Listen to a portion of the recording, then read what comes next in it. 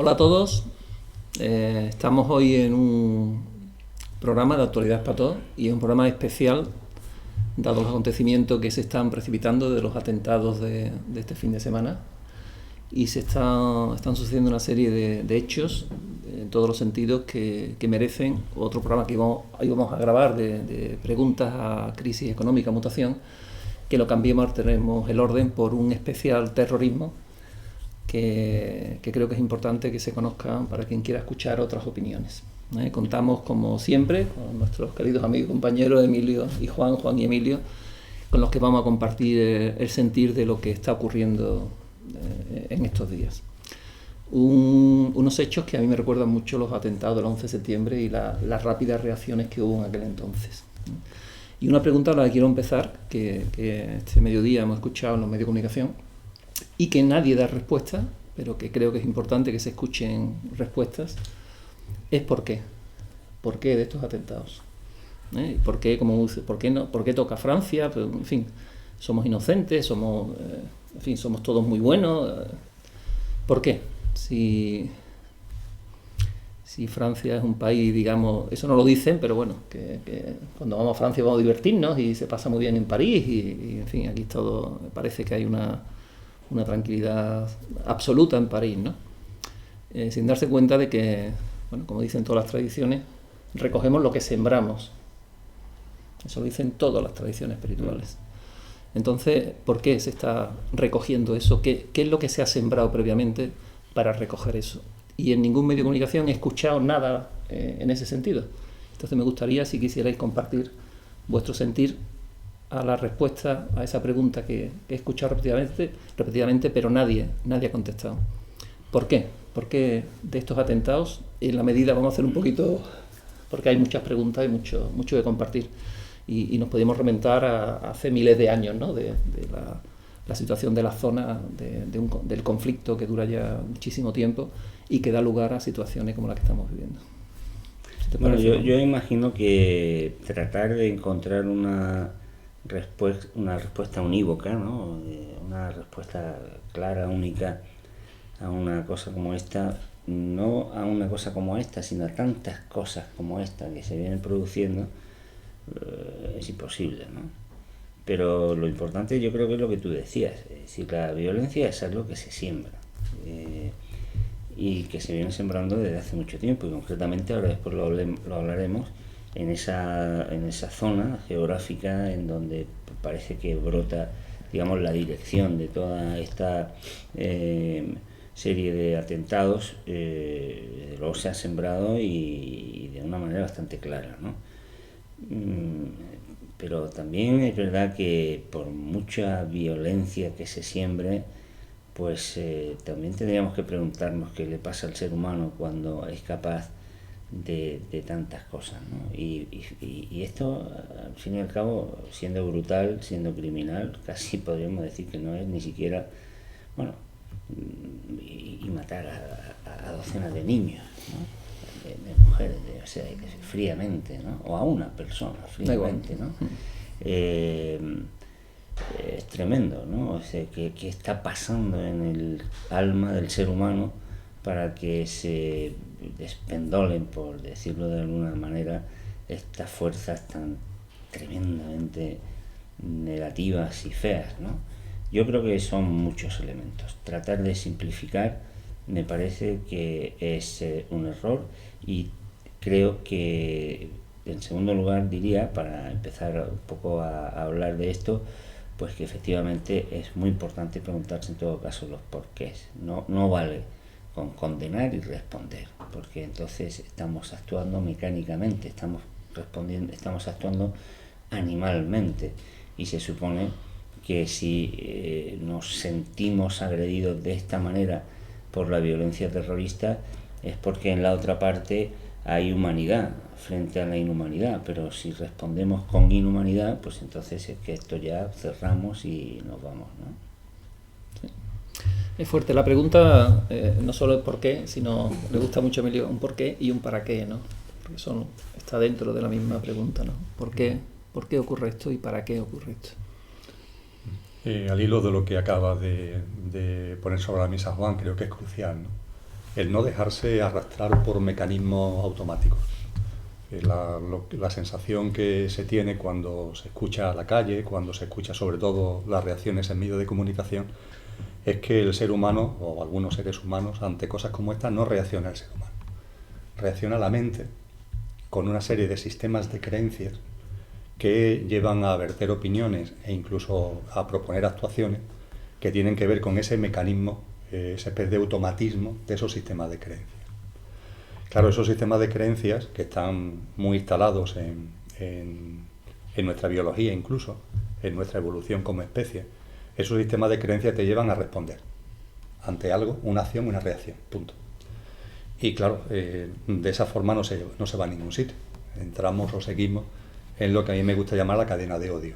¿Qué es lo que ocurre? Esto es una cadena de odio, donde asistimos periódicamente a nuevos eslabones de esa cadena, en un sitio o en otro, con un color o con otro color, con un número de víctimas o con otro número de víctimas, siempre igualmente inocentes.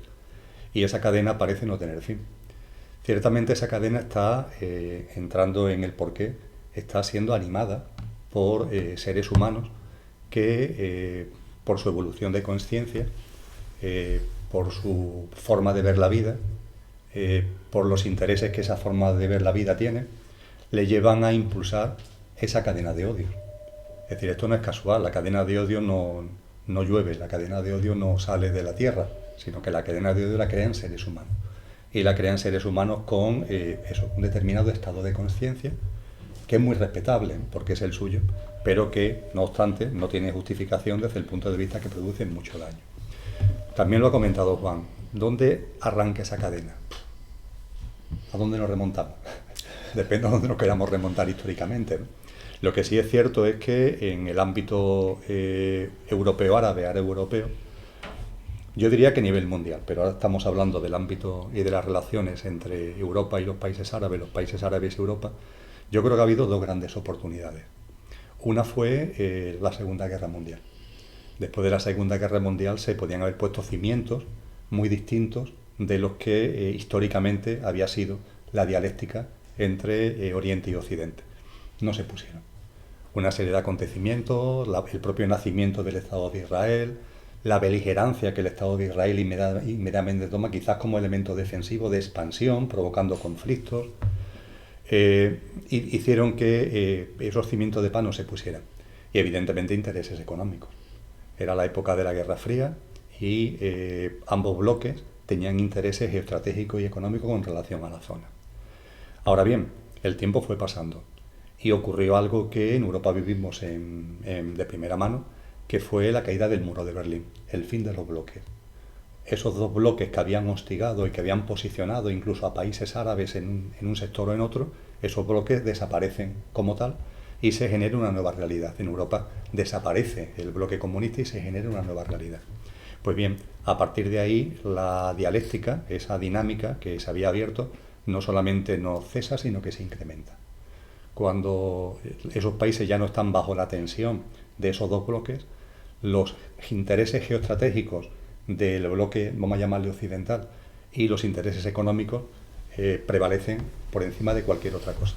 Y creo que es evidente que hemos ido asistiendo a una cadena de acontecimientos bélicos que con el tiempo han ido dando lugar a atentados terroristas, y de eso también me gustaría hacer ahora una precisión.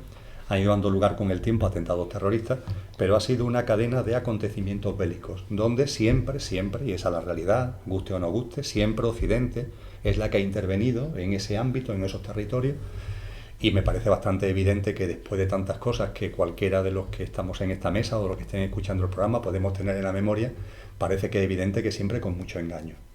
No solamente por el caso célebre de Irak, de las armas de destrucción masiva, donde ya hasta el más tonto del colegio sabe ya que ahí de armas de destrucción masiva no había nada y que lo único que se pretendía era el control económico de unos pozos petrolíferos, de una fuente de riqueza enormemente importante que determinados intereses querían apropiarse, como se han apropiado de hecho. Pero no solamente ha sido el caso de Irak, ha sido el caso continuo en otros ámbitos geográficos. Y hemos ido de oca en oca. Cuando no había un conflicto en Irak, lo había en Afganistán, y si no lo había en Libia, y si no lo había en Líbano, y si no lo había en Siria, una constante. Y claro, esa constante, desde el ámbito nuestro, desde el ámbito de Occidente, lo llamamos guerra. La guerra de Irak, la guerra de Afganistán. Y cuando en esa guerra se produce la muerte de personas inocentes, de niños, de mujeres, de ancianos, lo llamamos efectos colaterales, daños colaterales, y nos quedamos tan panchos, y no ocurre nada. Y esas imágenes que aparecen de esos países destrozados, con tantas muertes, con tantas calamidades, ya parece como si la opinión pública, lo que se dice con relación a los valores en bolsa, que ya lo ha descontado, es como si eso ya no movilizara al alma humana, ¿no? Pero claro, eso está movilizando a unas determinadas personas, está movilizando fundamentalmente a los que allí son como los de aquí que están provocando eso. Porque igual que aquí hay personas con un estado de conciencia que están provocando eso, allí también hay personas con ese estado de conciencia. Y esas personas de allí con ese estado de conciencia encuentran la excusa perfecta para sacar su forma de ver la vida. Su fundamentalismo, su integrismo, su intransigencia, su odio, su ira.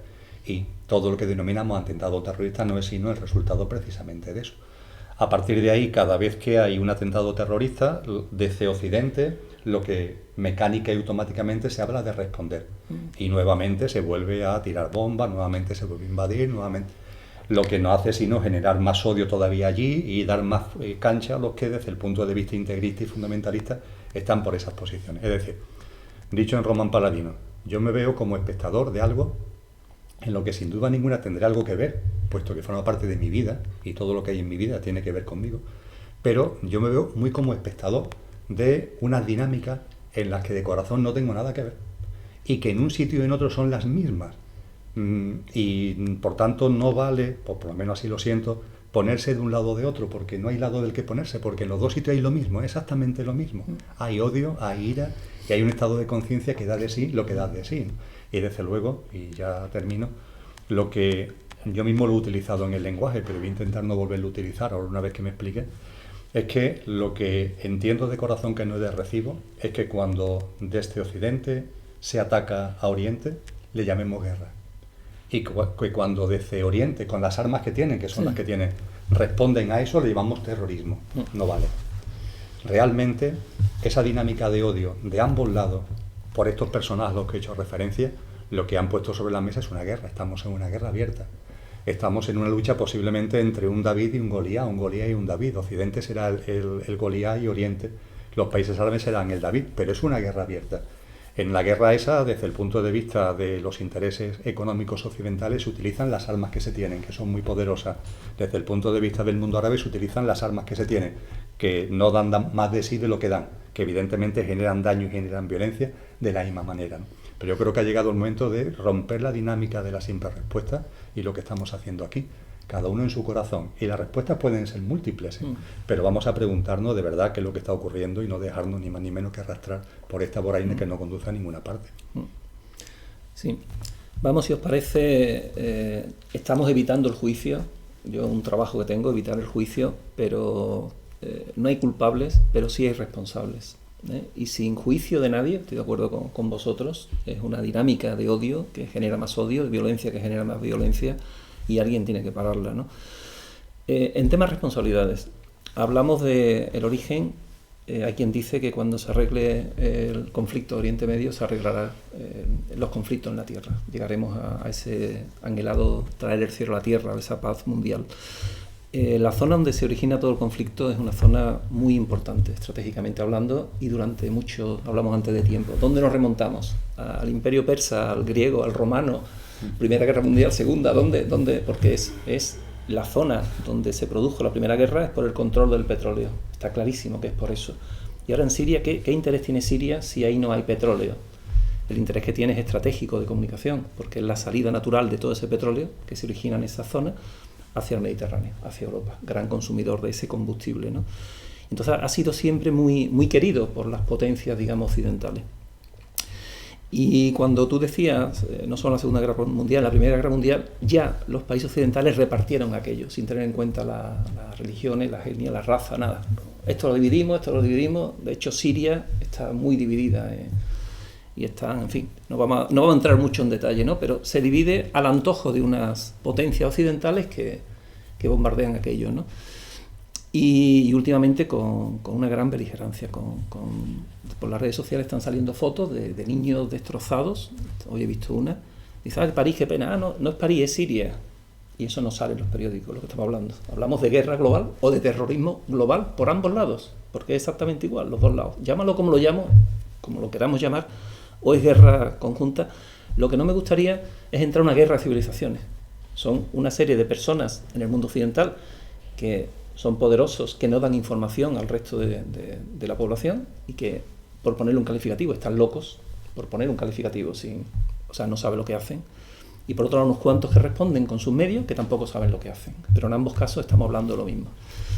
Ese control por esa zona, que sigue provocando toda esta escalada de violencia, ¿a vosotros se os ocurre alguna solución, alguna alternativa? Porque aquí, aparte de poner sobre la mesa lo que pensamos, lo que está ocurriendo, lo suyo es dar alternativas, si bien alternativas no globales, porque no está en nuestra mano de momento dar esa alternativa global, porque si fuéramos un número suficiente de personas que tomamos conciencia de lo que está pasando y ese número fuera capaz de cambiar, llegamos a una masa crítica para cambiar a quien nos representan, pues entonces, dirían, no vamos a responder con esto, vamos a responder, en vez de bombardear armas, vamos a bombardear alimentos, vamos a reconstruir escuelas, vamos a dar educación, en fin, pero como eso no estamos...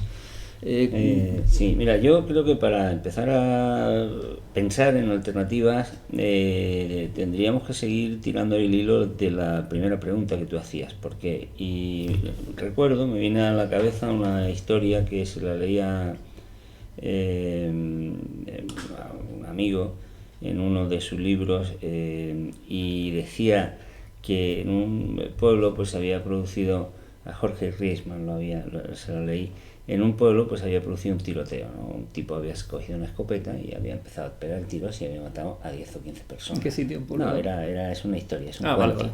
Y entonces, claro, van los medios de comunicación, los periodistas, preguntándole a la gente, oye, ¿usted por qué cree que este hombre se ha puesto a pegar tiros? Y uno decía, pues yo creo que ha sido una cosa de celos. La otra decía, pues yo creo que ha sido una cosa porque se le ha ido la cabeza, no sé qué. Y cada uno da su explicación, hasta que una viejecilla que estaba en su sillita en la puerta de su casa, pasó un periodista y le dice, oiga, señor, ¿y usted por qué cree? ¿Qué ha pasado? ¿Por qué se ha puesto a pegar tiros? Y dice, porque tenía una escopeta. Claro, si no tuviera una escopeta, por esa paranoia, esa locura que le dio, se hubiera resuelto de otra manera, ¿no? Bueno, es un cuento, pero tirando del porqué nos encontramos pues que es que esta gente que ahora mata a 200 y pico de personas en París, viajan en todo terreno que le compra Qatar, que es el mismo gobierno que pone el nombre en las camisas del Barcelona, o que la semana que viene va a comprar el diario El País, que tiene armas que le proporciona Arabia Saudí, que está gobernada por el hermano del rey Juan Carlos, con quien hacen negocios, y Estados Unidos, como se ha puesto de evidencia, Hillary Clinton, Putin es el demonio, pero Hillary Clinton en sede parlamentaria, es conocido el vídeo que circula por ahí, lo dijo claramente, que Estados Unidos había creado el Estado Islámico y había creado los focos que inevitablemente se iban a convertir en un foco de terrorismo. Entonces, la lucha contra Rusia en Afganistán. Si la escopeta no estuviera en manos de un psicópata, entonces no podría, porque el Estado Islámico sigue vendiendo día a día miles de barriles de petróleo, bien sea que sean de contrabando o no, siguen utilizando los paraísos fiscales, siguen utilizando el sistema financiero y por lo tanto y se lo siguen permitiendo. Hay que decirlo con todo el dolor y con toda la dureza que significa. Pueden matar porque le dan los medios para que maten y se los dan los que luego salen en las pantallas llamando a la respuesta. Eso hay que decirlo, porque alternativas. No, pero me parece espectacular. Los elementos materiales que permiten eso. Quitemos los paraísos fiscales, los secretos bancarios que permiten que cualquier criminal pueda manejar recursos financieros. A mí me decía mi hijo anoche, hablando de esto, me decía, pero papá, ¿cómo pueden moverse con esa facilidad? Y yo, es que con dinero. Una vez me contaron en Colombia, en cómo se movía la gente, los cárteles de la guerra. Y me contaba un profesor muy conocedor de aquello, un economista muy conocedor de todo el mundo de la droga, y me decía, y yo le decía, pero bueno, un aparataje como ese que necesita un aeropuerto, una instalación, una factoría, cientos de personas en la selva, ¿cómo es que no van allí? Y los pillan y dicen, no, es que están en constante movimiento, o sea, estaban, ¿no? en movimiento constante, desplazando a cientos de personas, hangares, aeropuertos, aviones, y me decía, es que tú no sabes el dinero que se maneja, o sea, el dinero es que lo puede, y claro, eso lo puede porque tiene esos instrumentos. Claro, los del banco tal, el otro y el otro, los promotores de no sé qué quieren tener libertad de movimiento de capital para que ellos muevan sus apuestas financieras por todo el mundo, y lo que no se dan cuenta es que detrás de ellos, aprovechando el hueco que dejan, vienen criminales de todo tipo y terroristas, y eso lo tiene que saber la gente. Primera opción, pensemos en fórmulas que impidan que psicópatas criminales puedan disponer de medios como estos, y por supuesto, oiga, porque la comunidad internacional no está actuando contra los gobiernos que son nuestros socios, nuestros amigos, los hermanos de nuestro rey, están ayudando a los terroristas, hay que decirlo de esa manera. Y le estamos riendo la gracia, y aparecen nuestros equipos de fútbol con la camiseta de una dictadura que no solo es que sea dictadura por otras razones, es que está armando a los terroristas. Eso la gente tenemos que saberlo, tenemos que decirlo, es duro, porque además si dices esto te están diciendo que se estás apoyando. Yo no estoy apoyando a nadie, sencillamente estoy diciendo que al terrorismo se le combate con coherencia, y no se le puede combatir con una mano mientras que con otra le estás armando y le estás dando medios. Claro, eso lleva en segundo lugar a, de cara a pensar en alternativas, el por qué ocurre eso. Pues ocurre eso porque no hay mecanismos de control, porque vivimos a escala planetaria bajo una lógica de imperio, y hay algunas potencias que, francamente hablando, pueden hacer lo que quieran, porque no hay contrapoderes, porque tienen derecho de veto, porque tienen bases militares en todo el mundo, porque pueden hacer exactamente lo que quieran. Y claro, mientras las naciones no se planten, mientras los gobiernos dejen de ser títeres y no asuman que un planeta, una humanidad, no puede quedar al albedrío de una minoría de dirigentes o de unos exclusivos intereses económicos, financieros, militares, pues no podemos pensar en que estas cosas desaparezcan, ¿no? Es fuerte, es fuerte. En la dinámica de odio, ambas partes se retroalimentan, y yo tengo la sensación, al hilo de lo que ha compartido Juan, que hago mío al 100%, de que en lo que yo llamaba Goliat y David, por llamarlo de alguna forma, que es una forma metafórica, y llamo Goliat simplemente a los que promueven la cadena de odio de Occidente, porque en principio parece que tienen más medios que los que promueven ese mismo odio desde el denominado Oriente. La retroalimentación está clara, pero es que además la mano de Goliat, hay datos más que suficientes como para poner sobre la mesa con tranquilidad, sí. Y eso no significa para nada justificar a lo que se está haciendo de atentado, etcétera, sino simplemente describir la realidad, como ha hecho Juan, de que la mano de Goliat, cuando David está demasiado tranquilo, le suministra no solamente las excusas, sino también los medios como para que responda. Porque a estos de aquí, como a estos de allí, lo que le interesa es la dinámica, mantener la dinámica. En el ámbito árabe, al que antes y siempre defenderé, es obvio también que hay unos movimientos integristas y fundamentalistas que vienen de la noche de los tiempos, Todo el tema del ulema, todo el tema de ese integrismo ha estado siempre ahí. Y siempre que ha habido movimientos en esos países de tolerancia, hacia un equilibrio, hacia un respeto en común, esos movimientos integristas siempre históricamente han reaccionado, siempre. Y en la mayoría de las ocasiones han llevado el gato al agua, ¿no? Ese integrismo es el que ahora está absolutamente interesado en esta cadena de odio. Y los que están interesados en la otra parte en Occidente, en esa cadena de odio, están articulando mecanismos y están permitiendo un escenario para que estos puedan salirse con la suya. Y como Juan lo ha expresado muy bien, no voy a incidir más en el asunto. Pero pongo un tema complementario. Europa. Quizá va también eso ya abriendo la respuesta a lo que tú planteabas de no culpable, porque sí. aquí no hablamos de culpable, pero sí las responsabilidades, ¿no?, que hay en este asunto. Yo pondría el acento fundamentalmente en Europa. Y claro, hablar de Europa es hablar de los ciudadanos europeos y de los gobiernos europeos. Problema, Juan lo ha apuntado, hasta qué punto los gobiernos son realmente autónomos o a estas alturas no son sino títeres de unos poderes más potentes, que los manejan eso, como marionetas. El papel de Europa en todo lo que viene ocurriendo en el mundo árabe es un papel de una enorme torpeza. Yo creo que lo hemos compartido en alguna tertulia. Los vecinos del mundo árabe somos los europeos, no los americanos, no los australianos, no los canadienses, somos los europeos. Nosotros somos los vecinos. Y como vecinos, hace mucho tiempo que nos teníamos que haber dado cuenta que esa dinámica de odio, antes o después, iba a saltar sobre nosotros. Ciertamente se podrá decir que hoy Estados Unidos también, porque hubo el 11S, vale, sí, pero fue el 11S.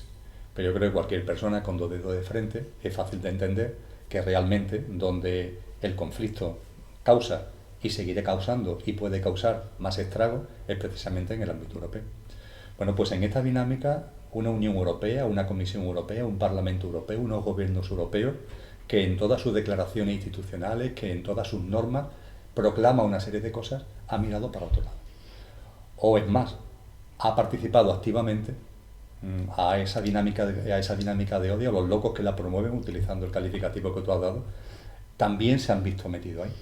Hay que recordar que un país como España se metió ahí y estuvo en guerra. Y hemos mantenido, no sé si mantenemos todavía, tropas en Afganistán. Yo no sé quién se puede creer que en Afganistán de verdad hay alguna misión de paz a estas alturas. Realmente lo que hay simplemente son misiones de odio. Pero además de España, ha habido otros países que se han involucrado por completo. Pero además de esa involucración directa, es la inacción que ha habido ante unos acontecimientos que antes o después iban a provocar lo que están provocando. Y esto bajo ningún concepto debe ser arguido para cerrar puertas con relación al mundo árabe, bajo ningún concepto.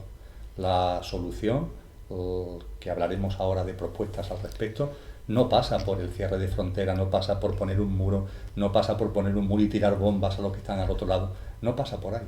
Eso lo único que va es a seguir incrementando la cadena de conflicto. Yo creo que Europa, si realmente se comportara de acuerdo con lo que son los valores democráticos que la Unión Europea dice mantener y dice potenciar, tendría de verdad que empezar a mirar la situación, no me gusta la expresión, pero lo que se llama teniendo en cuenta los intereses de Estado. Aquí hay que mirar ya con intereses de Estado. Europa no puede seguir estando al pairo como marioneta de otros intereses económicos y financieros y geoestratégicos que no son los europeos y que los gobiernos de Europa, sin embargo, vienen haciendo suyo. Ha llegado el momento que los ciudadanos digamos que ya está. Y si nuestros gobernantes no son capaces, por los motivos que sea, el movimiento ciudadano tendría que articular plataformas que, en lugar de seguir respondiendo de una forma automática, robótica, lo que los medios de comunicación dicen, pongan sobre la mesa una forma distinta, consciente, de plantear la situación. Y, por supuesto, la clave, ahora entraremos en ello, la palabra está muy usada, pero la clave es el amor. La clave es el amor. La cadena de odio solamente se rompe con una dinámica de amor. Y esa dinámica de amor tiene que plasmarse en hechos concretos y en medidas concretas que creo que están perfectamente al alcance de nuestra mano. Has dicho una palabra que después la has matizado, pero me gustaría incidir. Has dicho la torpeza de los gobiernos europeos. ¿Es torpeza o es maquiavélico? Sí, claro. Es maquiavélico porque, lo decía al principio, para mí se está repitiendo el 11 de septiembre de 2001. Están dando los mismos pasos. Automáticamente, este mediodía he escuchado, no sé si lo habéis escuchado, que ya la policía no necesita ninguna autorización judicial para entrar en las casas. O sea, ese incremento de esa violencia, es el miedo. Claro, permite que las libertades que han tardado siglos en conseguirse se tiren por los suelos. ¿Ya? ¿A quién le interesa que se produzcan esos atentados? Que sí, que mueren personas, pero como contrapartida, ¿qué hay? Los cientos de muertes que ha habido para conseguir esos derechos que se tiran por el suelo en base al miedo. Oye, protégenos. Es más maquiavélico que torpe, ¿verdad? Bueno, es que hay una estrategia que no viene de ahora, no es que sea nueva, que podemos llamarla, ¿no?, de eliminar la política de la sociedad, ¿no? O sea, y este tipo de medidas y este tipo de impactos justamente se aprovechan para acelerar esa dinámica que se pretende que lleve a que la gente no hable de política y que no hable de política en el sentido de la polis, ¿no?, de diferentes intereses, de diferentes maneras de abordar los conflictos, que es la política, porque somos distintos y tenemos pensamientos necesariamente diferentes en cada momento, ¿no? Y yo creo que se va buscando eso, que es algo que perfectamente necesita una forma de sacar adelante los intereses económicos, ¿no? A mí, en todo caso, me gustaría poner sobre la mesa otro elemento añadido, ¿no? Yo creo que no se está hablando lo suficiente de la gravedad que tiene la situación económica en el mundo, ¿no? Se está hablando que hemos salido de la crisis y tal. Yo creo que hay ya elementos de juicio suficientes como para pensar que en diferentes ámbitos, en el ámbito financiero, en el del comercio, en el medioambiental, están generándose perturbaciones de grandísima escala, de una escala inimaginable. Y es muy difícil que esas perturbaciones, esas fallas que se están abriendo, se puedan cerrar con los mecanismos de sutura convencionales, o que, digamos, más o menos en el día a día puede utilizar el sistema económico, político y social. No hay mecanismos de sutura. Los mecanismos de sutura tienen que ser extraordinarios, necesariamente son de cirugía mayor, o es un acuerdo para, por ejemplo, reestructurar la deuda gigantesca que hay en el planeta y hacer quitas una detrás de otra y decir, bueno, una especie, digamos, un jubileo universal, ¿no?, sobre la base de una concepción diferente de las relaciones humanas, sociales e internacionales. O hay una inflación igualmente gigantesca que, para metabolizar la impresionante cantidad de deuda que se ha acumulado, tendría que ser una inflación inimaginable y además yo creo que imposible de que se desencadene con los mecanismos que hoy día se han establecido, y porque además sería hoy día muy onerosa para los más ricos, o un proceso de destrucción, lo que llamaba Schumpeter de destrucción creadora, léase guerra, de impensables dimensiones también, o sea, de una guerra global, ¿no? Y estos días últimos yo entraba en situación de temor, ¿no? Porque desde hace varios meses o algún tiempo yo venía tratando de advertir en algunos escritos que, sobre todo en Europa, pero también en el mundo, pero particularmente en Europa, estábamos reproduciendo condiciones que se habían dado en Europa después de la Primera Guerra Mundial y que llevaron a la Segunda, y después de la gran crisis. Pero es verdad que decíamos, pero falta como un Hitler, ¿no? Es decir, falta un enemigo contra el que se pueda, y empezamos a tenerlo. Y empezamos a tenerlo incluso a un Hitler con las mismas connotaciones que tuvo en su momento. No, Hitler no nació de la nada. A Hitler lo llevaron en hombros la IBM, las grandes compañías financieras, los grandes consorcios industriales de Estados Unidos, europeos, y se creó el monstruo. Y estamos empezando a ver que hay un monstruo creado que podría justificar una escalada bélica sin precedentes, ¿no? Hay que estar muy atentos a lo que pasa en Rusia, y a mí me da la impresión de que vamos a entrar en una situación muy fea, porque insisto que la dinámica económica en la que estamos, de la cual no se quiere hablar, no se quiere decir nada, pero el sistema financiero internacional está quebrado, está absolutamente descapitalizado, no funciona, y además no hay manera de que eso vuelva a funcionar, porque es un hoyo galáctico, agujero negro. Entonces no puede haber. La caída que se está produciendo en la actividad, en el comercio internacional, es impresionante, y el incremento de la deuda es brutal, ¿no? Y eso llama a una operación de cirugía mayor que yo no quiero ni pensar cuál puede ser, ¿no? Estoy, si me permite, antes, siempre detrás de una gran crisis ha venido una gran guerra, ¿no? Entonces yo creo que ahora eso, quiero creer que es impensable.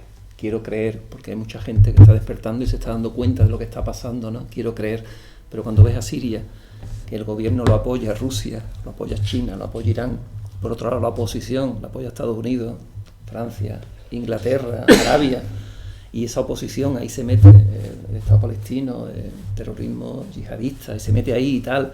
Dice, pero es que aquí hay para destruir muchas veces el mundo, si estos bandos enfrentados, ¿no? Es muy fuerte. En Recuerda Televisión y la Fundación nos apetece dar energía a otra forma de entender las cosas, ¿no? Y en vez de hablar de esas cosas, de esos potenciales de alta destrucción que existen, nos gusta hablar de eso, de otra energía que está creando y tal.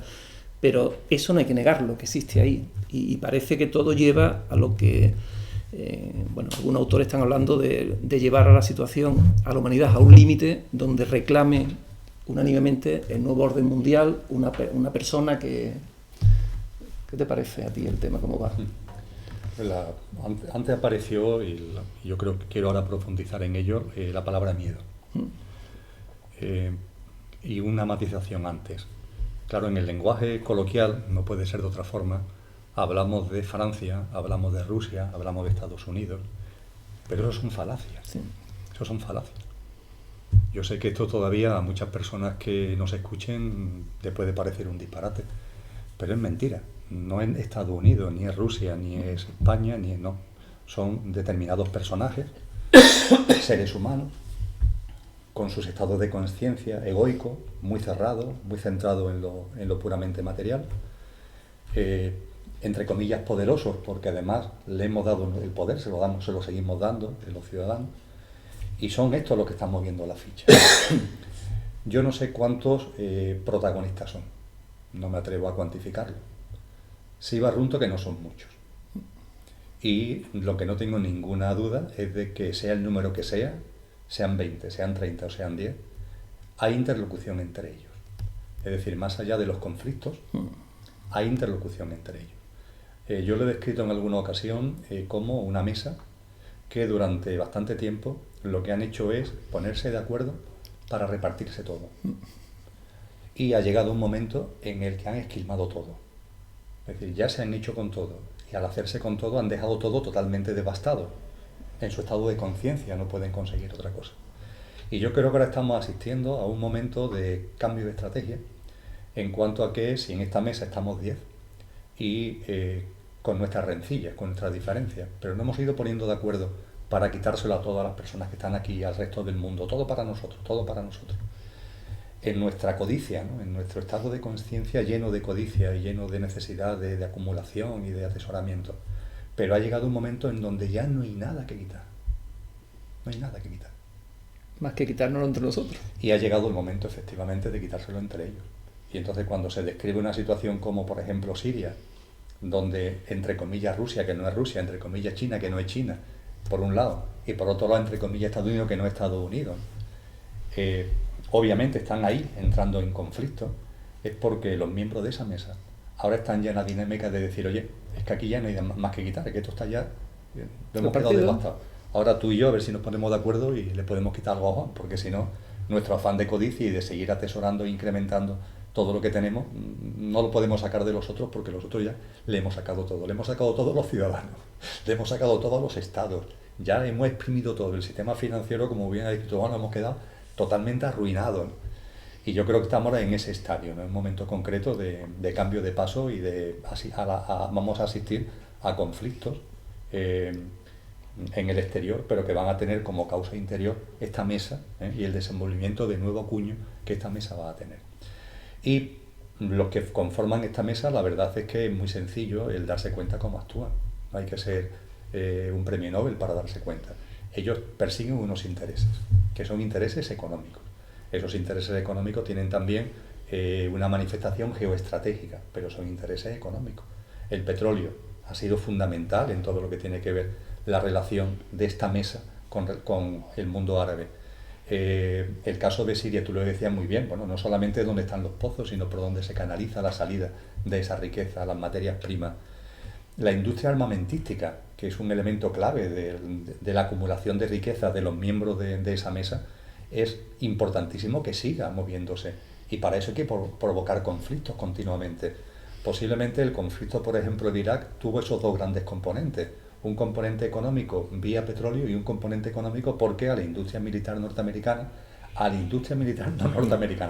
propiedad de estos que están en la mesa, había que darle fuelle para que siguiera produciendo y por tanto siguiera ganando dinero. Destruir y después reconstruir aquello. Y después reconstruir. Entonces, eso creo que es elemental, ¿no? Darse cuenta, ¿no?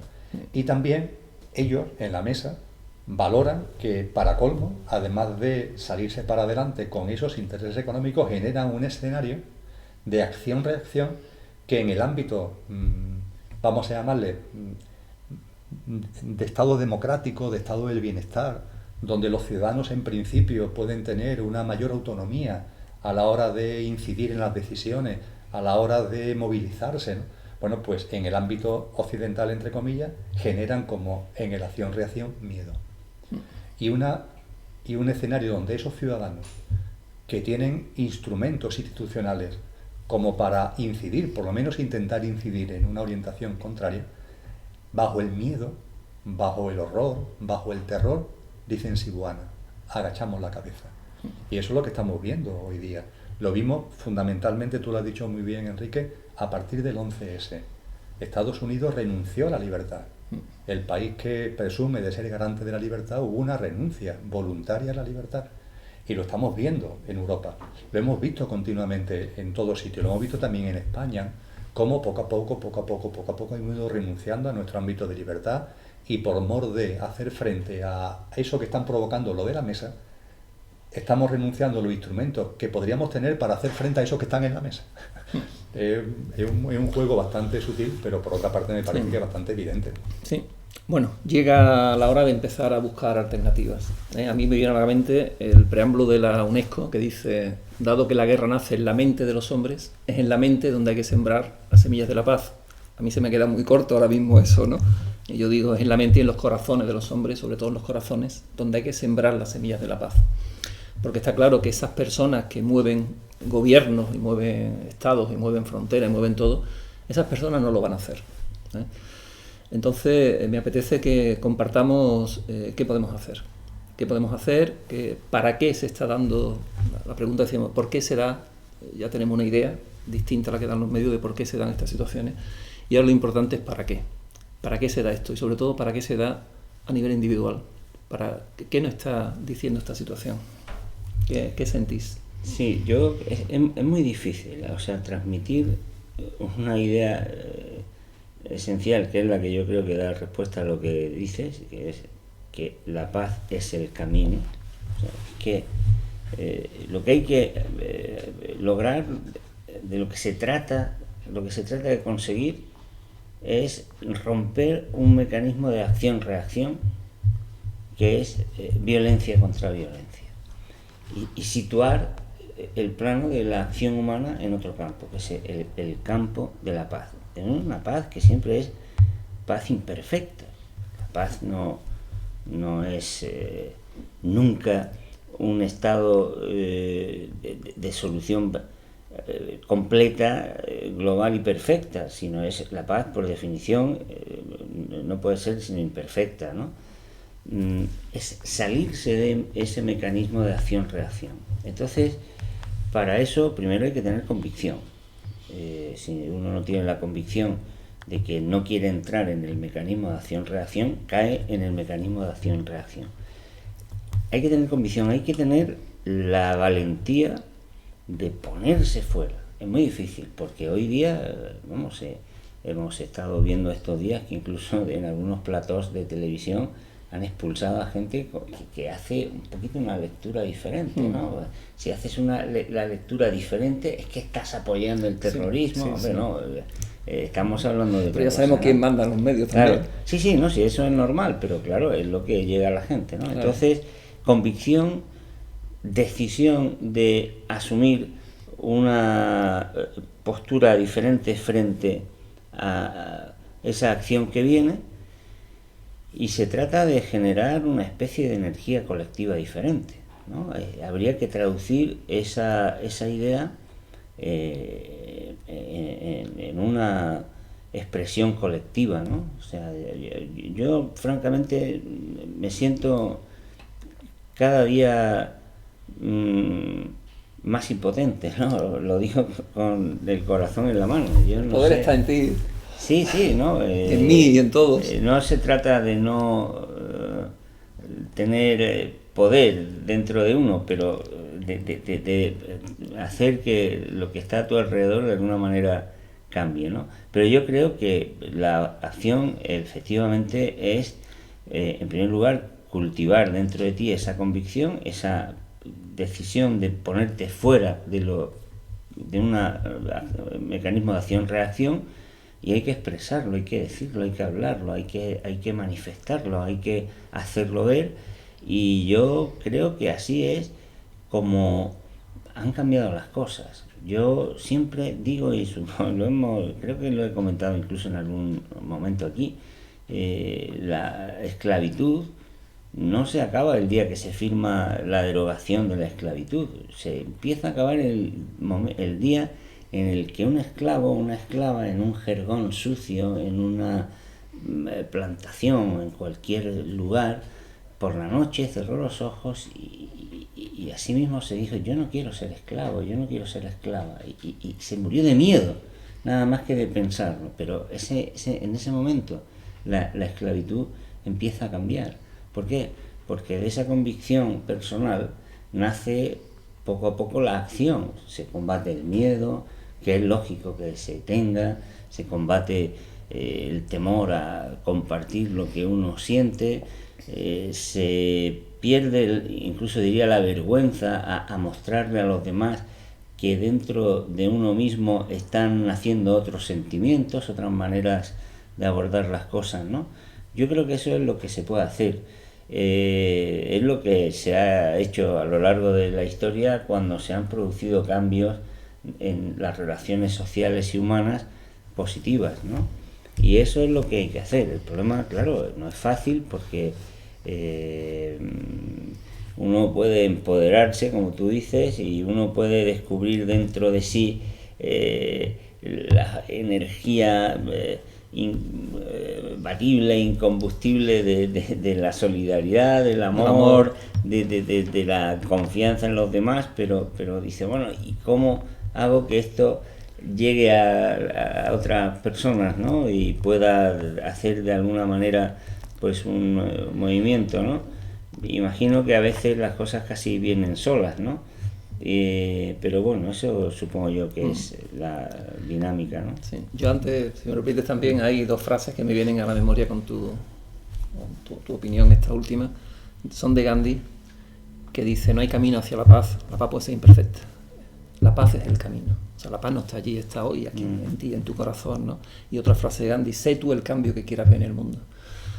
Nuestra misión, digamos, nuestra responsabilidad no es cambiar el mundo, es cambiar nosotros. Cuando tú cambies, tú estás en paz, da igual que el mundo se hunda. Esa responsabilidad acaba en ti, empieza en ti y acaba en ti. Tú no tienes responsabilidad, desde mi punto de vista, lo que tú has dicho, con respecto a tu mujer, a tu hijo, a tus amigos. Tu responsabilidad está en ti. Tú das la opción a esos seres cercanos a ti, que si te ven y quieren imitarte, tú les das un ejemplo. Pero está en ti, tu responsabilidad acaba aquí. Nuestra responsabilidad no es cambiar a nadie. En la medida que tú cambies y tienes la paz en ti y te da igual ya lo que pase fuera, porque estás en paz, quien quiera que haga lo que quiera, pero tú puedes ser un ejemplo para eso. Entonces ahí se acaba nuestra responsabilidad, desde mi punto de vista. Los tres, como somos economistas, nos enseñaron desde jovencitos. Nos enseñaron bien. Nos enseñaron muy bien desde jovencitos aquello de las amenazas y las oportunidades. Es evidente que el escenario que estamos analizando en esta mesa, entre comillas, está lleno de amenazas. Pero creo que también en esas amenazas podemos ver oportunidades. Me explico. Multitud de personas viven su día a día en el día a día. Hacen todo el día lo mismo, lo que llaman una vida, entre comillas, normal, que a lo mejor no tienen mucho de normal, pero en fin, por lo menos lo frecuente, ¿no? Y de esa forma va discurriendo su día a día. Acontecimientos como estos hace que la gente por un segundo se pare. Y eso es importante. Eso es importante. Cosa distinta es que hay todo un aparato que inmediatamente esa parada que hace la gente, preguntándose, mirándose y mirando lo que les rodea, empiezan a lanzar inmediatamente mensajes llenos de contenido manipulador. Mensajes que inciden en el miedo, mensajes que inciden en el odio. Pero lo cierto es que millones y millones de personas que van a 120 metidos en su coche, permitidme la expresión, la metáfora, todo el día, ante cosas como estas se pagan. Yo creo que estos son, por tanto, amenazas, pero que también tienen un componente de oportunidad. Yo me estoy encontrando también, no me lo encuentro en los medios de comunicación, salvo en medios como este, no me lo encuentro, pero me estoy encontrando en la calle, en los encuentros, en las conversaciones con amigos, con amigas, con conocidos, con correo electrónico que me llegan de un sitio y de otro de España. Me estoy encontrando que hay mucha gente que ya se viene dando cuenta de la manipulación de esta mesa a la que hacía referencia anteriormente, de estos poderosos, y que están desenganchando de esa manipulación. Y que ahora, ante esto, también se están dando cuenta, ¿no?, de lo que se está ahí moviendo, ¿no? Y hasta el punto de que, dicho entre comillas, a esos poderosos, cuando un ser humano se percata de la manipulación, en conciencia, habría que estarle incluso agradecido, porque te han dado un escenario donde tú, has empezado a percibir cosas que sin ese escenario nunca hubiera empezado a percibir. Es el ejemplo que ha puesto Juan, ese esclavo, esa esclava que en un momento determinado siente algo que antes no sentía, ahí empieza. Y estos escenarios tan absolutamente convulsivos, más allá de que generan multitud de respuestas de odio, de miedo y de automatismo de sistemas de creencia a los que venimos haciendo referencia, también son oportunidades que a mucha gente le está haciendo que algo en su interior salte. A partir de ahí, lo que a los tres nos gustaría es que eso que salta en el interior de seres humanos, y una vez que ha saltado, pero que además fuera cogiendo un cuerpo, que fuera visible y que tuviera un traje social, es decir, tuviera algún tipo de presencia en la sociedad. Hombre, posiblemente para que eso frague aún se necesitan más conciencias. Es decir, para que eso frague se necesita que más seres humanos, sientan eso que sintió esa esclava, que sintió ese esclavo, sienta eso que le hace darse cuenta, oye, esto me están simplemente manipulando, me están engañando, y yo ya en mi interior voy a romper con eso. Y yo ya en mi interior voy a encontrarme conmigo mismo, encontrar esa paz, y voy a actuar en mi día a día para que eso vaya en red, conformando con otros seres humanos.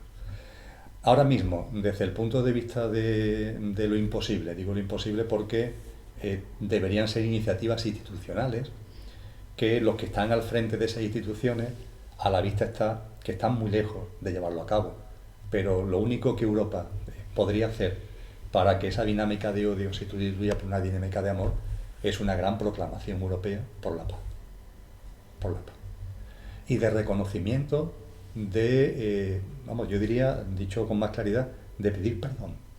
Que Europa fuera la primera que pidiera perdón, porque Europa tiene mucho que pedir perdón. No hace falta que nos remontemos a siglos, hemos hecho aquí algún repaso histórico mucho más reciente. Y que eso se hiciera desde el Parlamento Europeo, desde la Comisión Europea, ¿no? Claro, y que esa declaración de paz, de reconciliación, abriera las puertas a una dinámica real de relaciones bilaterales con el mundo árabe absolutamente distintas, radicalmente distintas. Relaciones de vecindad, relaciones de cooperación, relaciones de solidaridad. Los locos van a seguir siendo locos, en un lado y en otro. Siempre en el mundo árabe va a haber integristas, va a haber fundamentalistas, va a haber gente dispuesta y queriendo que la dinámica de odio salga a flote, igual que la hay en Occidente, ¿no? Pero Europa, si de verdad rescatara, que ahora mismo están arruinados, ¿no?, los valores que le han dado sentido a la Unión Europea, que le han dado sentido al proyecto europeo, si de verdad rescatara eso, llega el momento de tener la valentía suficiente como para decir, aquí estamos nosotros. E institucionalmente hacer una gran declaración de paz y de reconciliación, poniendo sobre la mesa inmediatamente instrumentos de cooperación, de solidaridad. Eso no se va a hacer. Pero bueno, en cualquier caso yo creo que hay mucha gente que en su corazón lo está sintiendo y a partir de ahí ya se está creando. Lo hemos hablado también en este foro, las instituciones las formamos personas. En la medida que las personas vayamos cambiando, tenemos los representantes, los políticos, los empresarios que representan a la población. Tenemos los políticos que nos representan. ¿Por qué? Porque la población es así. En la medida que la población vaya cambiando, vaya elevándose el nivel de conciencia, esas instituciones se irán llenando de personas. Yo no rechazo que eso se llegue, y más pronto, quiero que sea más pronto que tarde, ¿no? Porque si esto sirve para algo, lo habéis dicho muy bien, sirve para despertar conciencias. Pero ¿qué ocurre cuando esto sucede fuera de Europa?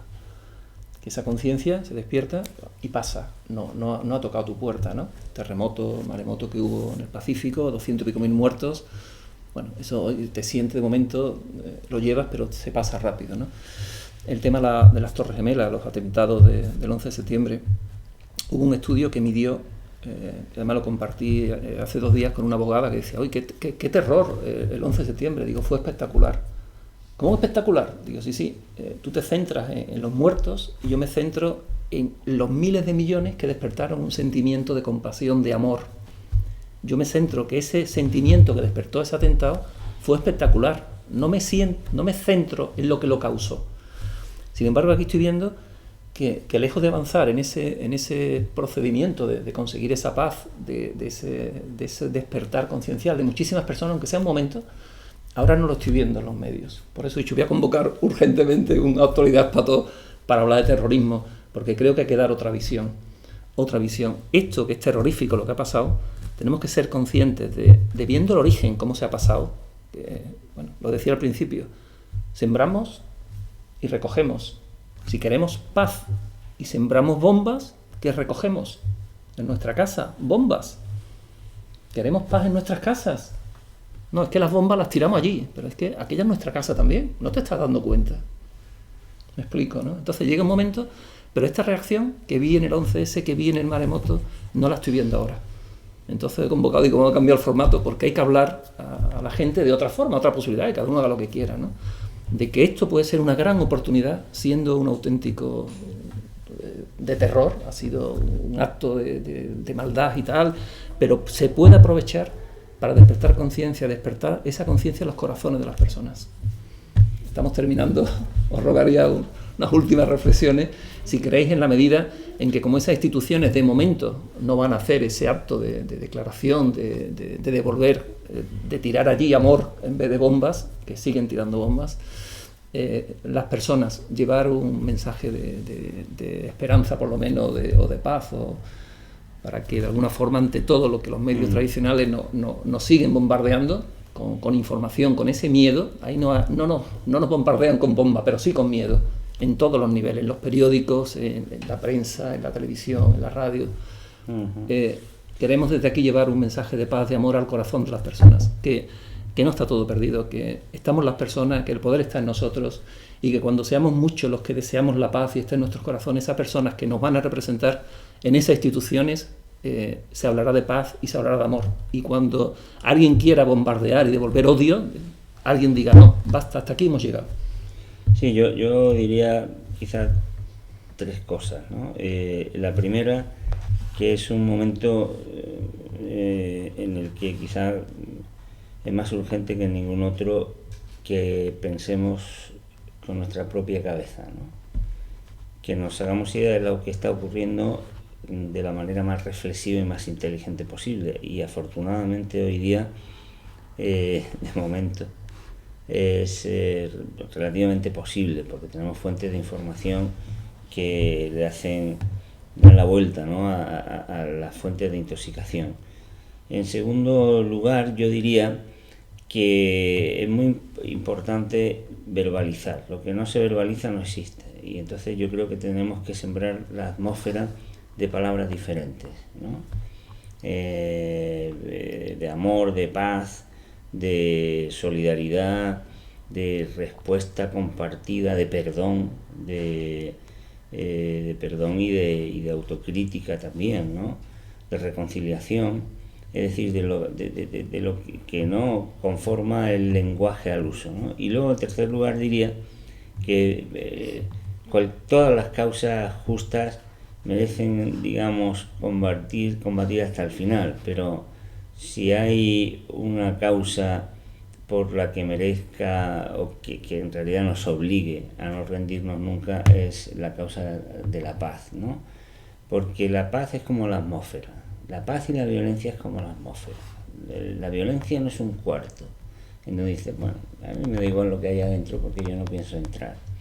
No, la violencia es una atmósfera que respiramos, aunque se haya generado en el lugar más recóndito del planeta, y la paz también. Entonces lo que tenemos que hacer es como abrir las puertas, abrir las ventanas y insuflar, expandir el aire, la atmósfera de la paz, porque si la expandimos como un gas va a ocupar todas las esquinas, todos los rellanos.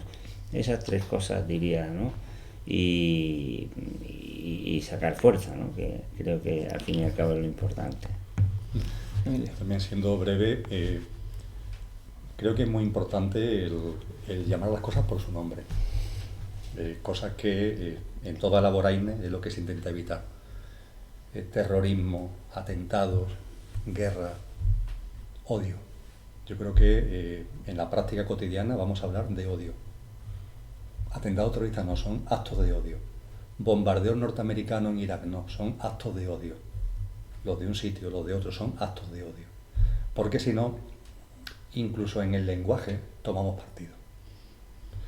Esto obviamente, habrá quien lo entienda así, no es para justificar ningún acto de odio, ni claro, los de uno ni los de otro, claro, sino para que las cosas le llamemos por su nombre. Y a los que promueven ese estado de odio y esos actos de odio de los dos sitios, los pongamos donde tienen que estar. Y a uno no lo pongamos como salvador y otro como enemigo, depende de dónde estemos. No, esos son provocadores de odio. Seres humanos que por su estado de conciencia provocan odio. Y llamando las cosas por su nombre. Compasión. El llanto generoso de emoción que sale ante las víctimas. Esa compasión no puede tomar partido. Si toma partido no es compasión. Ese llanto no puede tomar partido. Si no, no es llanto. Es otra cosa.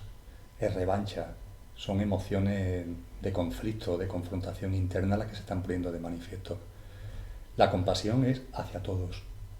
Hacia los niños que mueren en Francia, hacia las personas que mueren en Francia, hacia los que mueren en Siria. No se pueden hacer distingos.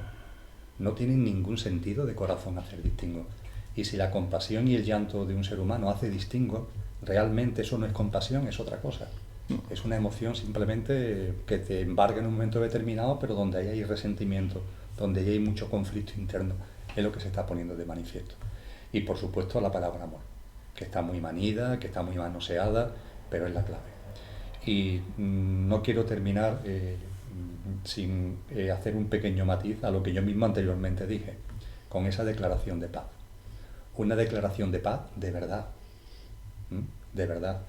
No de las que hacen ellos, que son declaraciones huecas, vacías. Aquí estamos hablando, yo he hablado, y yo sé que vosotros también, de una declaración de paz, de solidaridad, de cooperación, de verdad. Porque, lo hemos comentado en algún programa, se me ha venido a la cabeza las palabras del Apocalipsis. Y el Apocalipsis que tiene anunciado que aquellos que generan inseguridad, conflicto y miedo, en un momento determinado, para terminar de dominar el mundo, harán una gran declaración de paz y de seguridad.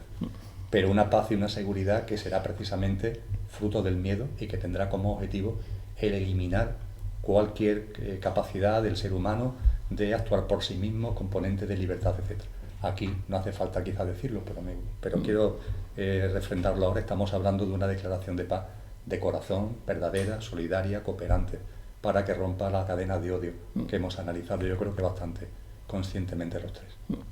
Yo diría, para terminar, que cuando llegue ese momento, que va a llegar, ahí lo que hace falta, desde mi punto de vista, es trabajarse cada uno para llegar a ese nivel de conciencia, para distinguir, porque te lo van a vestir muy bien esa paz, para distinguir que esa paz es de mentira, es falsa, está promovido por los mismos que están promoviendo todos estos actos, ¿no? Entonces, eso pasa por trabajarte, por empezar a descubrir lo que hablamos en nuestra televisión. Bueno, tenemos que terminar. Yo quisiera terminar con unas palabras que he repetido varias veces, pero que creo que es importante. Recogemos lo que sembramos. En cada uno está qué sembramos, y si vemos lo que estamos recogiendo, podemos reconocer lo que hemos sembrado. Si cambiamos lo que sembramos, recogeremos otra cosa. Si deseamos un mundo en paz, empecemos por sembrar la paz en nuestros corazones. De cada uno de nosotros depende. Muchísimas gracias a todos. Namaste y Espató. Gracias.